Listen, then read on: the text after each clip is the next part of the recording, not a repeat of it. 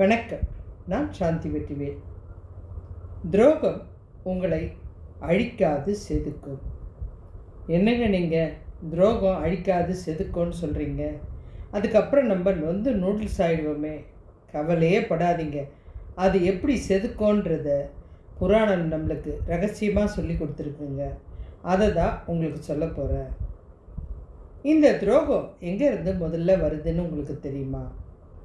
உயிருக்குயிரா நம்பிய உறவுகள் முதுகில் குத்தினால் நிச்சயமாக இரத்தம் வராது. என்னங்க ரத்தம் வராதுன்றீங்க? ஆமாங்க, இதயந்தாங்க துண்டு துண்டாக உடஞ்சி போகும். எப்படி ரத்தம் வரும்? நாம் எல்லோருக்குமே கஜேந்திர மோட்சம் அப்படின்ற ஒரு கதை கண்டிப்பாக தெரியும். தெரியாதவங்களே உலகத்தில் இருக்க முடியாது. ஏன்னா பெரியவங்க வாயிலிருந்து அடிக்கடி வர வார்த்தை அது. அதோடு இல்லாமல் சின்ன வயசுலேருந்து நம்ம நிறைய கார்ட்டூன் படங்கள் இதெல்லாம் பார்க்கும்போது ஒரு யானையோட காலை ஒரு முதல்ல கடிக்கிற மாதிரி யானை ஒரு தாமரைப்பூவை வச்சுக்கிட்டு ஆதி மூலமே என்னை காப்பாற்றுன்னு சொன்ன உடனே பெருமாள் வந்து காப்பாற்றுறது. இது உங்களுக்கு இது வரைக்கும் தான் தெரியும். ஆனால் அதில் இருக்கிற வாழ்க்கை ரகசியம் உங்களுக்கு தெரியவே தெரியாதுங்க. உங்களை பொறுத்த வரைக்கும் யானை காலை முதல்ல கடிக்குது, அதுக்கப்புறம் பெருமாள் வந்து காப்பாற்றுறாரு. கூப்பிட்டதுமே அவர் வந்து மோட்சம் கொடுத்துட்டாரு. அதனால தான் கஜேந்திர மோட்சம். இது நமக்கு மனசில் பதிஞ்சிருக்குது. ஆனால் தலைப்பை பார்த்தீங்களா? துரோகம் உங்களை அழிக்காது செதுக்கும். இது இந்த யானையோட கதை இல்லைங்களே. துரோகத்தால் கைவிடப்பட்ட நிலையில் தவிக்கும் மனிதர்களின் கதைதான் இது. உலகத்தில் முக்கால்வாசி பேர் இந்த துரோகத்தால் அழிக்கப்பட்டவர்கள் தான். நம்ம ஒருத்தரை முழுக்க நம்புவோம், ஆனால் அவங்க ஏதோ ஒரு காரணத்தினால நல்லது பண்ணுறதான்னு நினச்சிட்டு நம்மளை அழிக்கிறதும் அவங்கள தான் இருப்பாங்க. ஆனால் முக்கியமாக சொல்லப்போனால் எது மேலே ரொம்ப உயிராக இருக்குமோ அதுதான் நம்மளை அழிக்க போராடும் பாருங்கள். அப்படி ஒரு போராட்டம். இப்போ நம்ம இந்த கஜேந்திர மோட்சத்துக்கு வரலாம். திரிகூட மலையில் அதிர வைக்கக்கூடிய, அதாவது அந்த மலைப்பகுதியே அதிர வைக்கக்கூடிய ஒரு சிறந்த அரசன் கஜேந்திர இந்த யானை தாங்க. சிறந்த அரசன், சக்தி வாய்ந்த ஆற்றல் மிகுந்த யானை. இவ்வளோ சொல்கிறேன்னா அப்போ அது எவ்வளோ திறமை இருக்கணும். இந்த யானையை சுற்றிலும் எப்போவுமே அதோட உறவுகள், நண்பர்கள், குழந்தை குட்டிங்க இப்படி நிறைஞ்சு வழிஞ்சிக்கிட்டு இருக்கோம். ஒரு யானையை சுற்றி பல யானைங்க நிறைஞ்சி வழிதுன்னா அப்போ யானை கூட்டமே அதுக்கு தலை வணங்குது. உண்மைதாங்க. இந்த யானை ஒரு பகுதியை நோக்கி நடந்து போகுதுன்னா 1000 யானை அது பின்னாடியே போகுங்க. இந்த யானை வந்து போன இடம் அத்தனை பிரகாசமாக இருக்கும். ஏன்னா இந்த ஒரு யானையால் தான் அந்த 1000 யானைகளுக்கும் மகிழ்ச்சி. அது கூட போகிறதுல ஒரு பெரிய சந்தோஷம், ஒரு இதனால் அந்த இடமே ஒரு மாதிரி பிரகாசமாக இருக்கும். எல்லாருக்குமே அந்த மாதிரி ஒரு காலியாக, அந்த ஒரு காடே காலியாக இருக்கிற இடத்துல ஒரு 1000 யானை கும்பலாக போச்சுன்னா ஒரு யானையை பார்க்கறதுக்கே நம்ம வீட்டில் எல்லாரையும் கூப்பிடுவோம். 1000 யானைன்றது பெரிய விஷயம் இல்லையா? இந்த யானை அப்போது எவ்வளோ சக்தி வாய்ந்தது. அது நிற்கிற இடத்துல சுற்றி யானை கூட்டம் எப்போ இருக்கும். அந்த யானை மெதுவாக திரும்பி ஒரு பக்கத்தை பார்த்ததுன்னா 500 யானை சொல்லாமல் கொள்ளாமல் அந்த பக்கத்தை தலைவரே பார்க்குறாரு, நம்மளை பார்க்க வேணாமா அப்படின்னு அதுங்களும் பார்க்கும். இந்த மாதிரி அந்த யானையை சுற்றி இது நடந்துகிட்டே இருக்கும். அது கூட என்னென்னா, அந்த பக்கம் தலைவர் பார்க்குறதுக்கு காரணம் என்ன? அவர் எதையோ எதிர்பார்க்குறார், அது அவர் நினைக்கிறதுக்குள்ளே நம்ம கொண்டு வந்து தரணும். அப்படி தான் அந்த யானை கூட்டமே அவரை தலைவனாக ஏற்றுக்குச்சு. ஏன்னா அந்த கம்பீரம், அது கூட இருக்கிற அந்த மரியாதை, சந்தோஷம், வசதி வாய்ப்பு.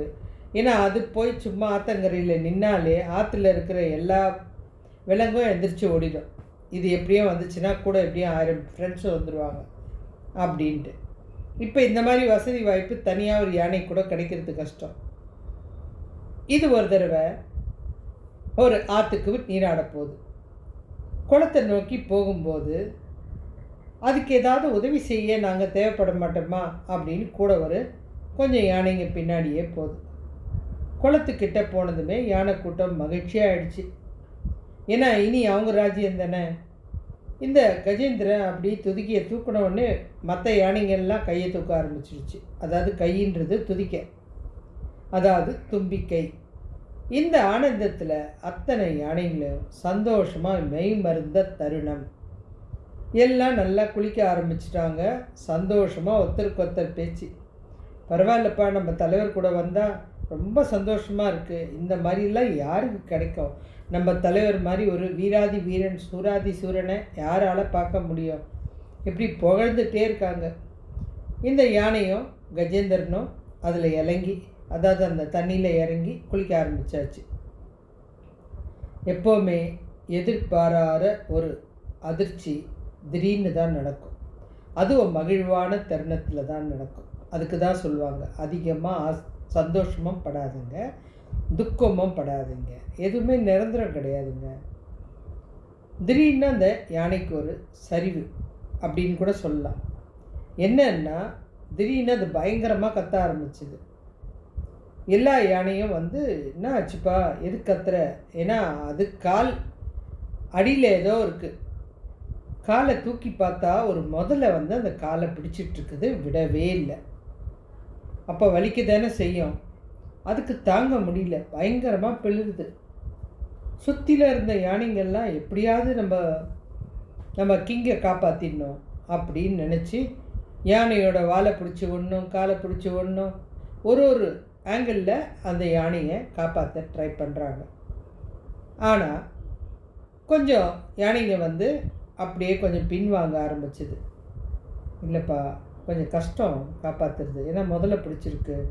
தேவையில்லாமல் நம்ம போய் இதில் போய் தலையிட, நம்ம காலை ஏதாவது கடிச்சிதுன்னா, இந்த பிரச்சனை நமக்கு ஏதாவது வந்துச்சுன்னா, இது நமக்கு தேவையில்லாத விஷயம், கிளம்பிடுறது பெஸ்ட்டு அப்படின்னு கொஞ்சம் யானை கிளம்பி போயாச்சு.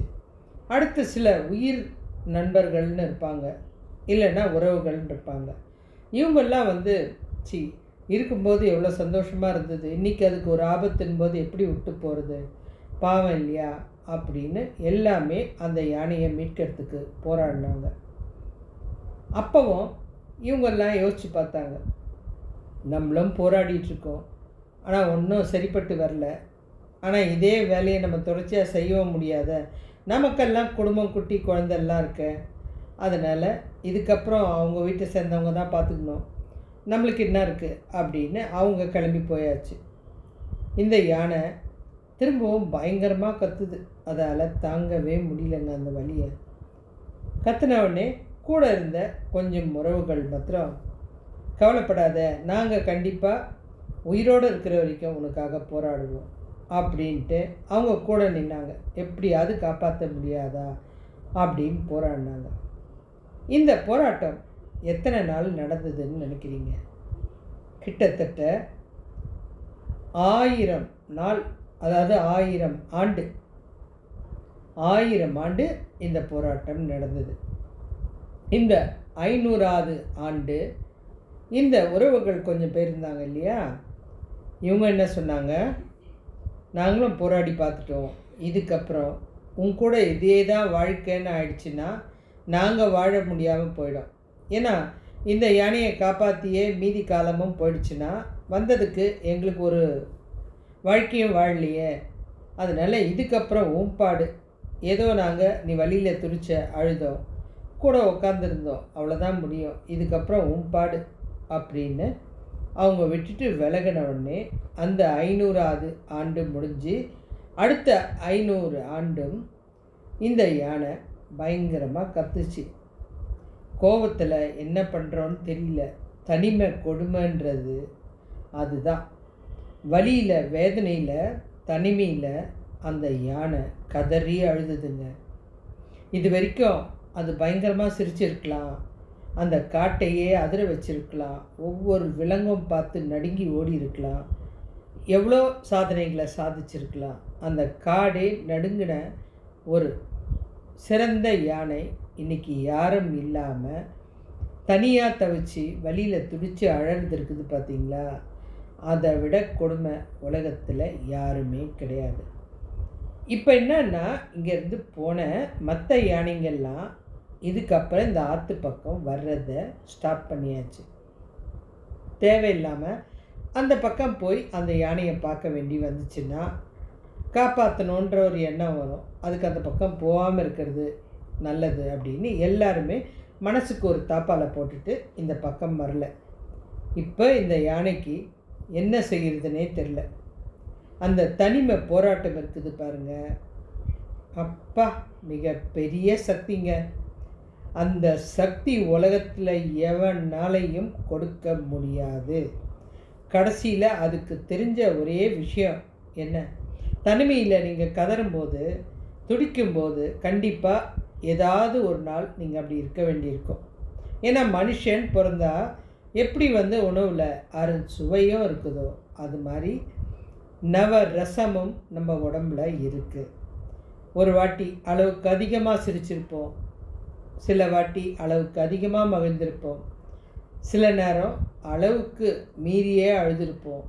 இந்த தனிமை போராட்டம் கொடுமையிலும் கொடுமை. ஆனால் இந்த யானைக்கு இப்போ ஒரு தனி சக்தி வந்துருச்சுங்க. ஏன்னா இந்த தனிமை போராட்டத்துக்கு நமக்கு ஒரு ஆள் தேவை.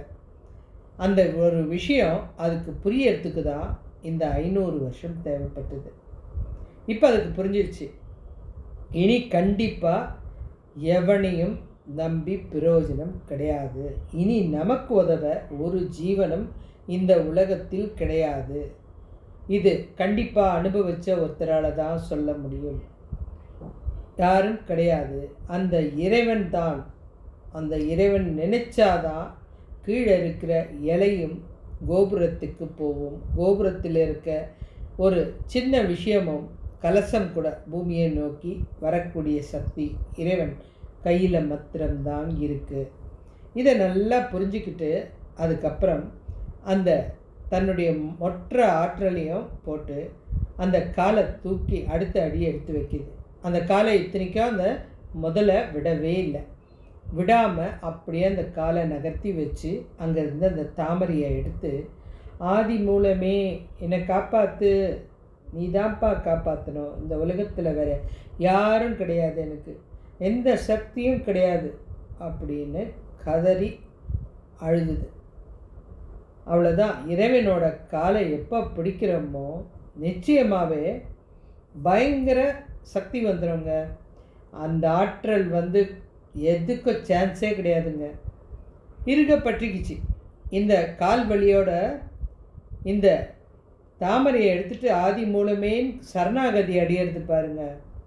இந்த சக்தி வாய்ந்த விஷயம் நான் சொன்ன கதை யானை கதைக்கு மட்டுமல்ல, நம்ம வாழ்க்கையில் நடக்கிற ஒவ்வொருத்தருடைய வாழ்க்கை கதையும் தான். நம்ம நிறைய இடத்துல இந்த போராட்டங்களை சந்திச்சிருப்போம்.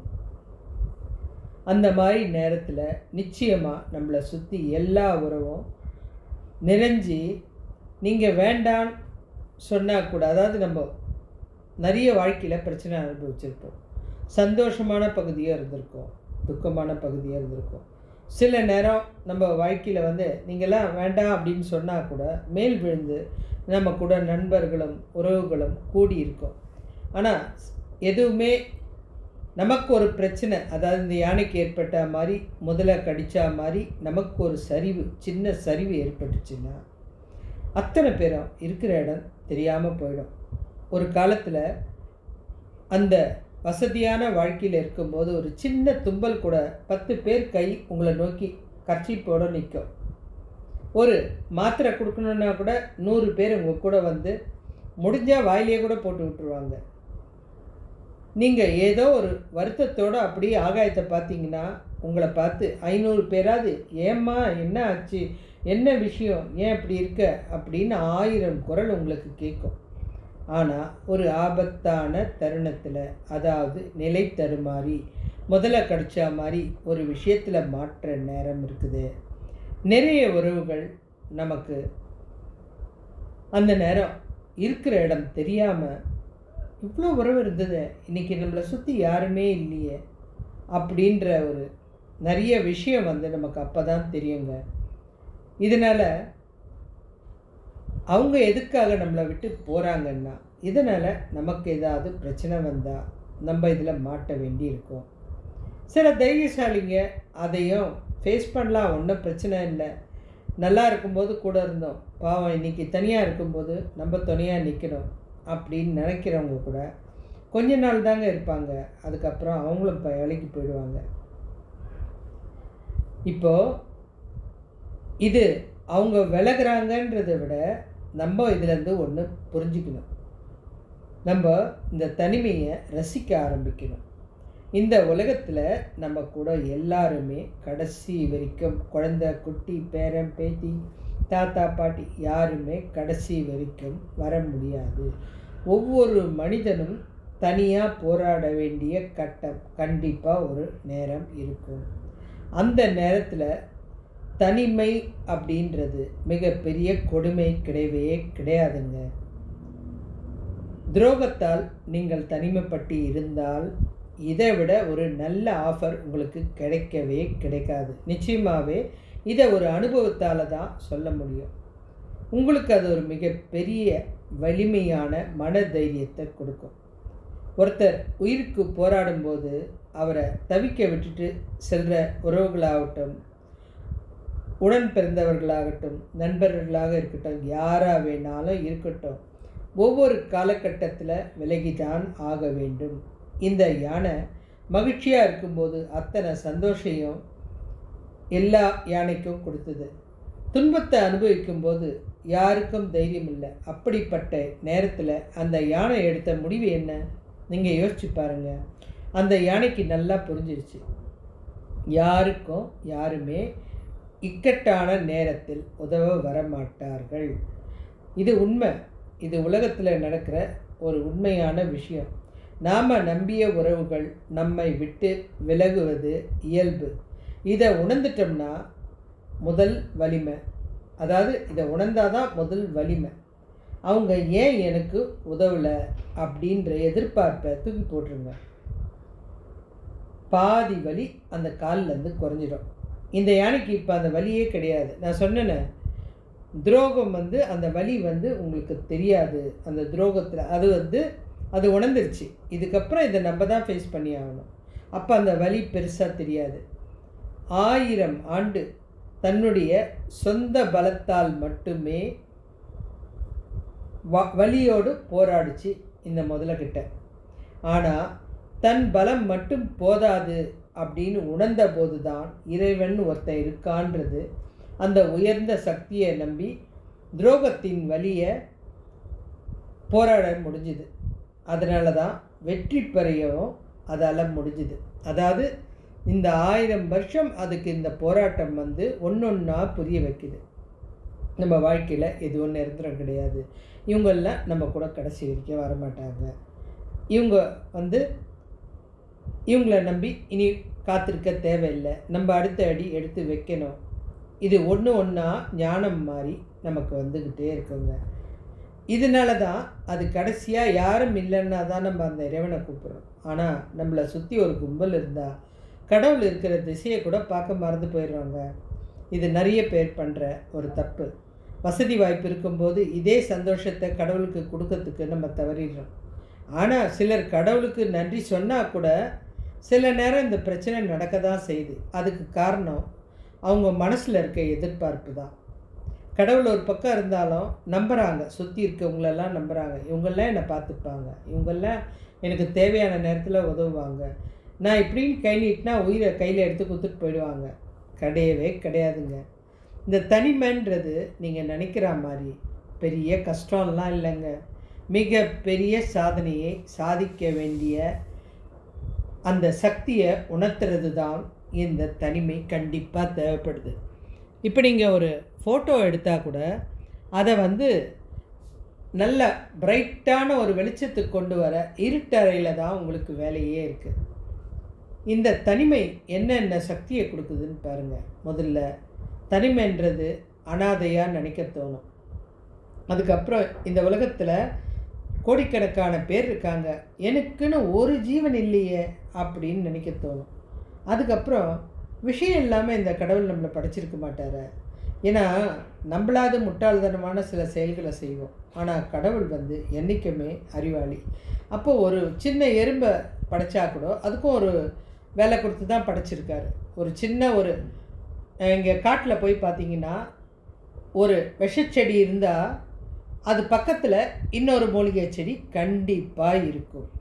விஷம் அந்த செடி உங்கள் காலில் பட்டு ஏதாவது ஒரு காயத்தை உருவாக்குச்சுன்னா, இது அந்த காலத்தில் சித்தருங்க சொன்ன விஷயம். அது பக்கத்துலேயே ஒரு நல்ல விஷம் முறிக்கிற செடி இருக்கும் பாருப்பா, அதை எடு அப்படின்வாங்க. ஏன்னா அது பக்கத்துலேயே இருக்கும். இதெல்லாம் ஆண்டவனோட செயல். அப்படி இருக்கும்போது நம்மளை கண்டிப்பாக சும்மா படைக்க வாய்ப்பே கிடையாது. அப்புறம் எதுக்காக படைத்தார்? ஏதோ ஒரு சாதனையை செய்யணும். அது அப்போ தான் உங்கள் மன எண்ணம் உங்களுக்கு யோசிக்க தோணும். ஒரு வேளை நம்ம புத்திக்கு அதையும் படாமல் போனது ஏன் நினச்சி உட்காந்து வருத்தப்பட்டுக்கிட்டு இருந்தோம்னா, அப்போவும் உங்களுக்கு அந்த ஆற்றல் எடுத்து கொடுத்துக்கிட்டே இருக்கும். அதாவது இந்த பிரபஞ்சம் சொல்லிக்கிட்டே இருக்கும், நீ பிறந்த காரணம் உனக்கு தெரியாது, நீ இதை சாதிக்கணும், அதை செய்யணும், உங்ககிட்ட இருக்குது சக்தி, நீ எடு அப்படின்னு சொல்லி கொடுக்கும் உங்கள் மனசில். நீங்கள் தூங்கும்போது அந்த எண்ணம் வரும். கண்டிப்பாக நம்ம எங்கே விழுந்தோமோ அங்கே எந்திரிக்கணும்னு நினைக்கிற வெறி இருக்கிற ஒருத்தருக்கு தான் இந்த ஆற்றல் திரும்பவும் வரும். இது ஒரு மிகப்பெரிய சக்தி. தனிமை நிறைய பேருக்கு கிடைக்காது. ஒரு கும்பல் சுற்றிக்கிட்டே இருக்கும்போது சுற்றி நடக்கிற எந்த தவறும் உங்கள் கண்ணுக்கு புரியாது. ஆனால் பொறுமையாக உட்காந்து பாருங்கள். நீங்கள் ஒரு கிட்டத்தட்ட ஒரு 60-70 வருஷம் வாழ்ந்திருந்தீங்கன்னா உங்களுடைய மொத்த கணிப்பும் தனியாக நீங்கள் உணரக்கூடிய சக்தி உங்களுக்கு கிடச்சிரும். எங்கே தப்பு பண்ணிங்க, எதனால் என்னென்ன பிரச்சனையை சாதிச்சிங்க, அந்த பிரச்சனையினால் என்ன விளைவு வந்தது, அந்த விளைவுனால் நீங்கள் எவ்வளோ பாதிக்கப்பட்டீங்க, இதெல்லாம் திரும்பி வரக்கூடாது அப்படின்ற மொத்த டீட்டெயிலும் தெரிஞ்சிடும். இதுக்கு தான் இந்த தனிமை தேவைப்படுது. ஆனால் இதெல்லாம் தீர்க்கக்கூடிய வழியும் அந்த தனிமையிலேயே கிடைக்குது. அதுவும் மிகப்பெரிய ஆற்றல். அது கிடைக்கும்போது நீங்கள் உண்மையிலே ஒரு அனுபவம் உங்களுக்கு கிடைக்கும் பாருங்கள். உண்மையாகவே சொல்கிறேன், பல ஆசிரியர்கள் சேர்ந்து உங்களுக்கு சொல்லி கொடுக்கக்கூடிய பாடத்தை இந்த தனிமை மிக பிரம்மாண்டமாக சக்தி வாய்ந்ததாக உங்களுக்கு கற்றுக் கொடுத்துரும். அதுக்கப்புறம் எத்தனை பேர் வந்தாலும் இந்த ஆற்றலை அடக்க முடியாது. அத்தனை சக்தி வாய்ந்த ஆற்றல் இது. இது கடவுள் ஒவ்வொரு மனிதனுக்கும் கொடுத்துருக்கிற பேராற்றல். இதை நாம் கவனிக்க தவறக்கூடாது. நல்லது கெட்டது எல்லாமே தெரிஞ்சிக்கக்கூடிய நேரம். தவறு நல்லது, அதாவது தவறும் நம்ம எந்தெந்த இடத்துல ஏமாந்தோம், எதெல்லாம் பண்ணக்கூடாது. ஆனால் இது திரும்பவும் நமக்கு தேவையில்லை. ஏன்னா அந்த பக்கம் வந்துடும். இறைவன் எப்போ உங்கள்கிட்ட வந்தாரோ அப்போவே உங்களுக்கு இது எல்லாம் தள்ளி வைக்கப்பட வேண்டியது அப்படின்னு உங்களுக்கு தோணிடும். அதே மாதிரி நீங்கள் ஒரு நிச்சயமாகவே இந்த உலகத்தில் எது நமக்கு தேவை எது தேவையில்லைன்றது புரிஞ்சிடும். ஞானம் கிடச்சிடும், பக்தி அதிகமாகும், நீங்கள் சொல்கிற ஒவ்வொரு வார்த்தையும் பலிக்கும். எதெல்லாம் உங்களால் செய்ய முடியாதுன்னு நினச்சிங்களோ அதெல்லாம் உங்களால் செய்யக்கூடிய ஆற்றல் கிடச்சிரும். இந்த யானை எடுத்துக்கோங்க. இது அந்த ஆதி மூலமேன்னு கத்தினவனே அந்த கஜேந்திரன் வந்தார். அந்த இது ஆதி மூலம் வந்தார், கஜேந்திரனை கடிச்சுன்னு இருக்க அந்த முதலைய ஒரே நிமிஷத்தில் அழிச்சிட்டாரு. அதுக்கப்புறம் 2 பேருக்கும் மோட்சமும் கொடுத்துட்டாரு. இது கடவுளோட கதை. ஆனால் இதை நம்ம பூமியில் நடந்ததுக்கு காரணம் நம்ம வாழ்க்கையில் ஒவ்வொருத்தரும் இந்த மாதிரி ஆற்றலோட வாழணும். ஏன்னா நமக்கு யாரும் சொல்லி கொடுக்கக்கூடாது. இறைவன் ஏதோ ஒரு வழியில் ஒரு பூ இருந்தால் கூட இப்படி பொறுமையாக பூத்தாதான் இந்த பூ அழகாக இருக்கும். ஒரு பட்டாம்பூச்சி இருந்தாலும் உடனே அந்த முட்டையை உடைச்சோம்னா கண்டிப்பாக அது இறந்து போயிடும். அதுவே முட்டி முட்டி மோதனாதான் அதோட சிறகோட பலம் தெரியும், எப்படி பறக்கணுன்ற அழகு தெரியும். வெளியில் வரும்போது பிரம்மாண்டமாக அழகாக சிறகை விரிச்சிட்டு பறக்க தோணும். உலகத்தில் யாரும் யாருக்கும் கற்றுக் கொடுக்க வேணாங்க. எல்லாமே தன்னால் இறைவன் கற்றுக் கொடுக்குற நேரம்தான் இந்த தனிமை பாடம். இனிமேட்டு தனிமை கிடைச்சா விட்டுறாதீங்க, கப்புன்னு பிடிச்சிக்குங்க. ஏன்னா நீங்கள் பெரிய ஆளாக போகிறீங்கன்ற ஒரு சக்தி அந்த தனிமை தான் கொடுக்கும். உலகத்தில் இருக்கிற மிக பெரிய பிரம்மாண்டமான கோடீஸ்வரர்கள் எல்லாருமே ஒரு காலத்தில் அடுத்து நான் என்ன செய்ய போகிறேன், எப்படி வாழ போகிறேன் அப்படின்னு தவிச்சு உட்காந்து இடிஞ்சு போய் அழுத நேரம்தான். அதுக்கப்புறம்தான் அவங்களுக்கு எங்கேருந்தோ அப்படி ஒரு ஆற்றல் கிடைக்குது, சக்தி கிடைக்குது. இதெல்லாம் நம்ம வாழ்க்கையில் புரிஞ்சுக்கணுன்னா நமக்கு இந்த புராணங்கள் தேவைப்படுது. அதை நம்ம சொல்கிற விதத்தில் கேட்கும்போது கண்டிப்பாக நமக்கு பிரம்மாண்டமான எதிர்காலம் காத்துட்ருக்கு. நம்மளுக்கு யாராவது துரோகம் செஞ்சாலும் அதை நீங்கள் செதுக்கிறதுக்காக பயன்படுத்திங்க. கண்டிப்பாக அதில் உங்களுக்கு வலிக்கவே வலிக்காது. நமக்கு மிகப்பெரிய ஆற்றல், சக்தி, திறமை இருக்கிறதெல்லாம் அப்போ தான் தெரியும். அதனால் நீங்கள் ஒவ்வொரு துரோகத்துக்கும் துவண்டு போய் அவ்வளோதான் முடிஞ்சுதுன்னு நினைக்காதீங்க. இனிதான் உங்கள் ஆட்டம் ஆரம்பம். சேனலை சப்ஸ்கிரைப் பண்ணுங்கள். நன்றி.